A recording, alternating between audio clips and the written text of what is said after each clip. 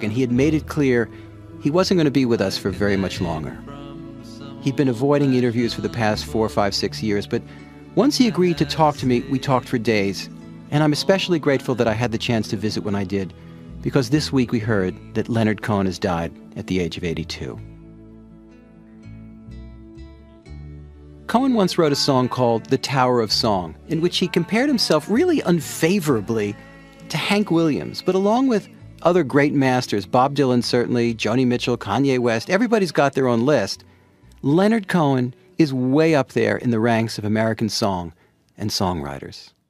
When I visited him in Los Angeles, he was suffering from cancer, although he was keeping that very private. He was in deep pain from compression fractures in his spine, and he had to sit in a big blue medical chair to ease that pain. He was very thin already, maybe 105, 110 pounds. But I've got to say that he was in an ebullient mood. For a man who knew where life was taking him, he knew exactly where he was going, and he was headed there in a hurry. And at the same time, he was incredibly gracious, the most gracious host this side of my mother. Would you like a few slices of cheese and olives? No, I'm good, thank you. You're cool? Cohen had just finished up a new album, and it's out now, called You Want It Darker. He had recorded almost all of it sitting in that medical chair right there in the living room. A really modest space with just a couple of guitars, some recording equipment, a keyboard, and even as our talk, like the album itself, never really strayed far from the end of things. He knew where he was headed. His sense of humor and his vicious self-mockery was always present. Sorry, darling. No worries. Could you bring my hearing aid? Yes, of course. I can't hear a fuck all. Cohen grew up in Montreal in a prominent Jewish family, a well-to-do, established family there.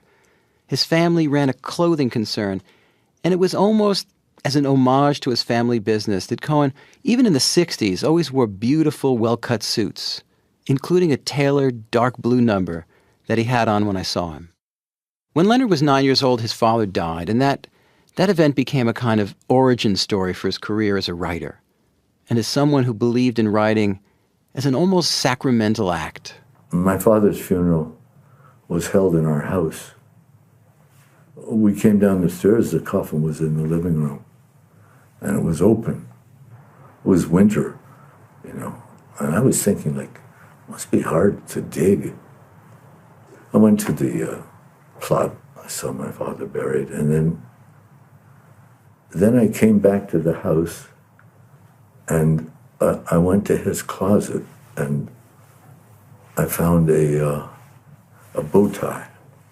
I cut one of the wings of the bow tie off, and I wrote something on it. I think it was some kind of farewell to my father. I don't really remember what I wrote. And I buried it in the backyard. It was just some attraction to a ritual response to an impossible event. You Want It Darker, the last album, is saturated with thoughts of the end, of death. But Cohen's subjects were always there from the first, the big things, death, love, sex, God, and always undercut by that razory wit. And as a young man, Cohen wanted to be a writer above all, a poet. And he was following less in the path of Hank Williams or Bob Dylan in those days than he was in the path of Allen Ginsberg or Frank O'Hara. His blood on my arm is warm as a bird. His heart in my hand is heavy as lead. His eyes through my eyes shine brighter than love. Oh, send out the raven ahead of the dove. His life. That's Cohen reading at the 92nd Street Y in New York 50 years ago. But around that time, it came clear that he'd never make a real living as a writer. And surrounded in New York by talents and early friends like Lou Reed and Judy Collins and Patti Smith, he wrote the songs for his first record, which came out in 1967. Suzanne takes you down to her place near the river. Like the best poets, he was writing directly from his inner life and from the life all around him. If you grew up with him in Montreal, you also knew the places and the people in songs like Suzanne. and no one else seemed to have quite the same precision, the same irony. What Leonard Cohen found really difficult was performance, the stage. There was something about getting up on stage that he found almost false. He said that he felt like a chained parrot up there sometimes, and the stage fright could be paralyzing. I'm scared enough as it is up here, and I think something's wrong every time you begin to applaud. On one tour, he says he went through 3 bottles of wine a night before going on stage. Chateau Latour, in fact. It went so well with the music, he said. Still, the booze and the drugs didn't always really help with the anxiety. I hope you bear with me. These songs are kind of, they become meditations for me, and sometimes I just don't get high on it. And I feel that I'm cheating you, so I'll try it again, okay? And if it doesn't work, I'll stop in the middle. In Israel in 1972, he left the stage when he felt like the show just wasn't going well. He went back to the dressing room, and he dropped some acid. And then he heard the audience singing to him. It was really singing to him. The audience had sensed that I was disappointed. I mean, how sweet can an audience possibly be? It was singing back to you. They started singing Avenu Shalom Aleichem. Mm-hmm. You know, and I'm hearing this in the dressing room. They're singing it to me. And they mean to be singing it to me. You know? So I go out and I start singing So Long Marianne. That's one of his most famous songs about an ex-girlfriend. Meanwhile, the acid starts to kick in. He's hallucinating. Won't you come over to the window, my little darling? I see Marianne. She's right in front of me. I'd like to try to read And your I start crying. You know, and I turn around and the band is crying too. And then it turned into something quite comic. The entire audience turned into one Jew. Which is enough for anyone. And this Jew was saying, "What else can you show me, kid? I've seen a lot of things, and this don't move the dial."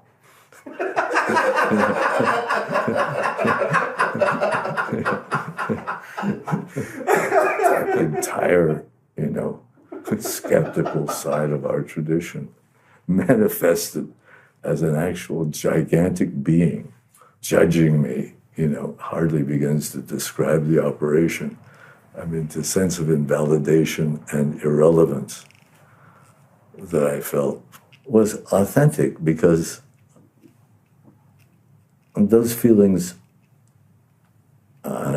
I'm not unique in this respect, but those feelings have always circulated around my psyche, which is, where do you get to stand up and speak for what and who, and how deep is your experience? How significant is anything you have to say to anybody? I think it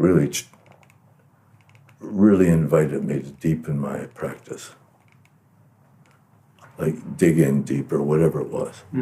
Like take this thing a little bit more seriously, Bob Dylan once told Cohen that his songs were like prayers. And in fact, many of Cohen's songs and poems lean heavily on scripture, on the Psalms in particular, as much as they do on the American Songbook or on his heroes in country and folk music. Cohen was very reluctant, though, with me to analyze the religious aspect of his work or performance. He didn't like the suggestion that he might try to give his work a spiritual purpose or heft, even if plenty of his fans had seen him almost as a religious figure. Because I don't like to be identified with Jewish thought. In my own mind, I know that I'm deeply conditioned by these. One of the great themes of Kabbalistic thought is the idea that the thrust of Jewish activity is the repair of God. God, in creating the world, dispersed itself that creation is a catastrophe. There are pieces of him or her or it that are everywhere, in fact. And the specific task of the Jew is to repair the face of God. The prayers are to remind God that it was once a harmonious unity. Is your view of performance, especially in these last X years, It's been have a religious dimension that's self-conscious? It's not self-conscious. You know, I only know that if I write enough verses and keep discarding the slogans, even the hip ones, even the subtle ones, that something will emerge that represents. I've often said that the reason my writing is so slow is that I have to finish the verse before I discard it. But as I understand it, also for a lot of songs that have, say, 3 or 4 verses that are on the recording or published on the page, there are 60 or 70 or 80 verses in there. Some as many as that, but all with at least 10 or 20. Like a lot of artists of his time, Cohen was a seeker. He dabbled in everything from Scientology to dancing with the Hare Krishnas.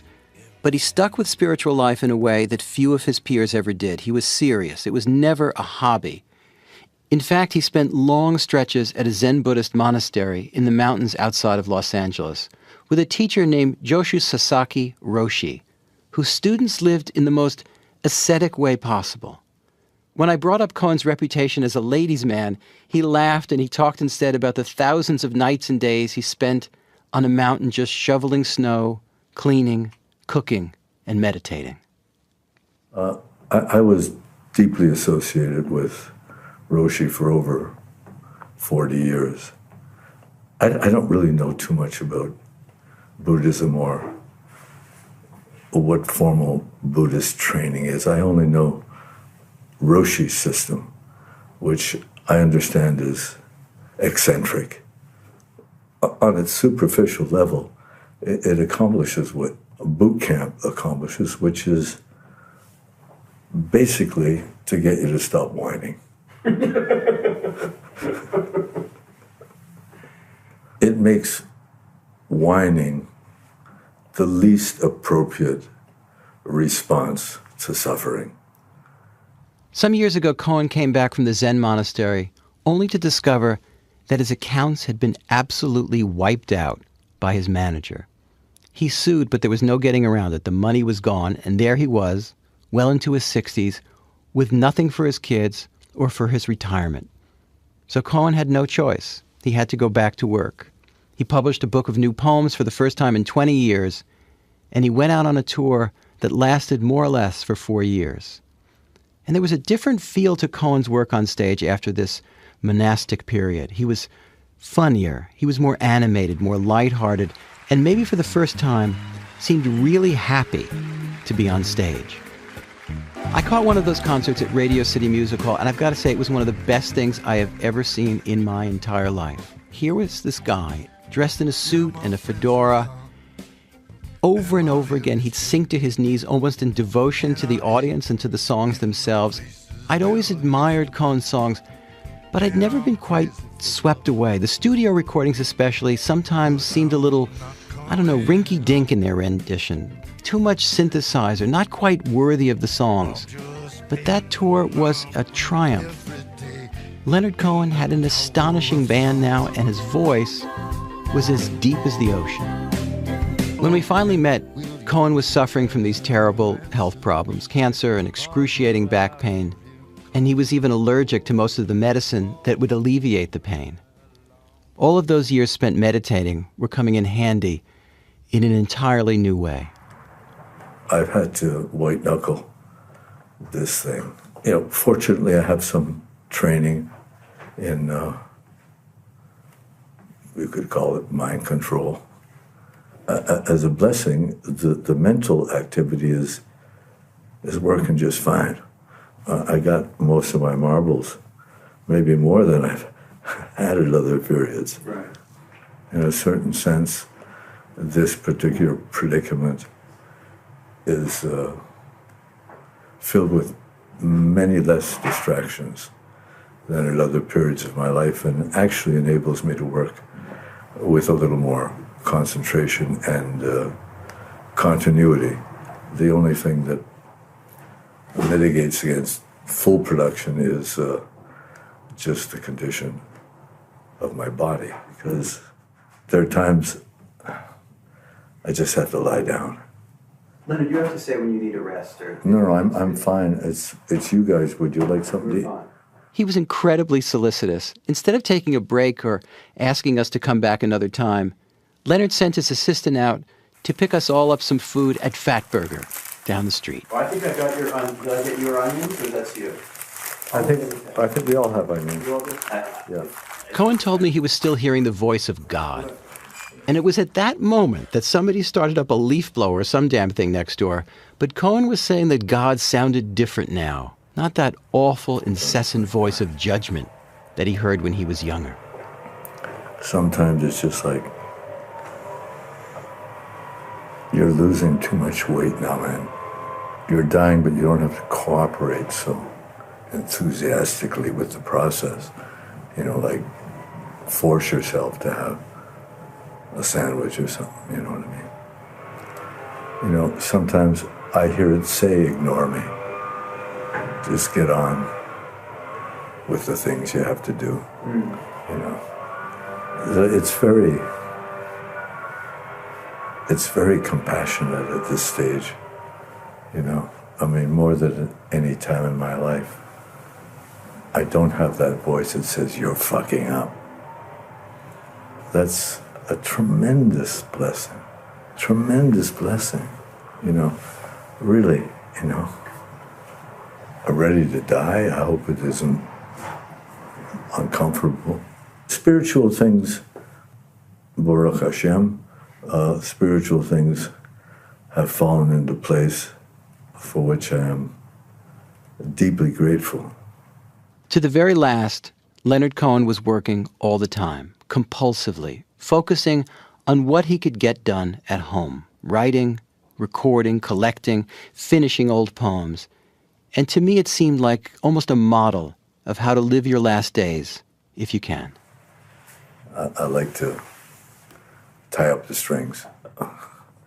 It's a cliche, but it's underestimated as an analgesic on all levels. Mm-hmm.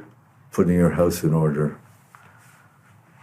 is one of the most, if you can do it, one of the most comforting activities, and the benefits of it are incalculable. There's a great deal of new material that I haven't sorted out. 50 or 60 unpublished poems. There are songs halfway through that are not bad. Listen to the hummingbird, whose wings you cannot see. Listen to the hummingbird. Don't listen to me. Listen to the butterfly, whose days but number 3. Listen to the butterfly, don't listen to me. You know. Listen to the mind of God, which doesn't need to be. Listen to the mind of God, don't listen to me. It's halfway. I don't think I'll be able to finish those songs. The great Leonard Cohen. I talked with him late this summer. Leonard Cohen died this past Tuesday.